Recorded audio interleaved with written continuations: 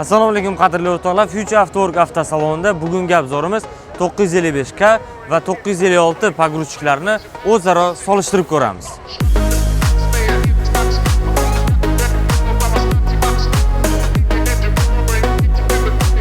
Ikkala texnikamizda ham bir xil motor turibdi, lekin texnikalarimizning vazni har xil. 956 pogruzchikimiz 17 tonna, 955K modelimiz 17 tonna 350 kg tashkil qiladi. Texnikalarimizning ko'tara olish qobiliyati va kovush kubometrlariga kelsak, 956 pogruzchikimiz 3 kuba kovush bilan jihozlanib 5,5 tonna yukni ko'tara oladi. 955K modelimiz 3,1 kubometr kovush bilan jihozlanib 5 tonna 200 yukni ko'tara oladi. Kovush ko'tarilish qobiliyatiga kelsak, 956 modelimiz 3 metr 10 sm gacha kovushni ko'tara oladi. 955K modeliga kelsak, ushbu modelimiz 3 metr 38 sm gacha ko'tara oladi.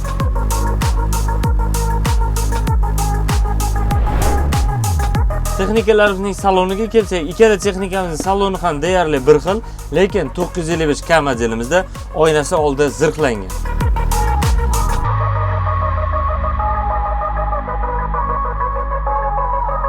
Ushbu ikkala texnikamizdan qaysi biri sizga ma'qul keldi? Ma'qul kelgan texnikani kommentariyada yozib qoldiring. Agar texnika sizga qiziq bo'lgan bo'lsa yo xarid qilmoqchi bo'lgan bo'lsangiz, quyidagi raqamlar bilan bog'laning.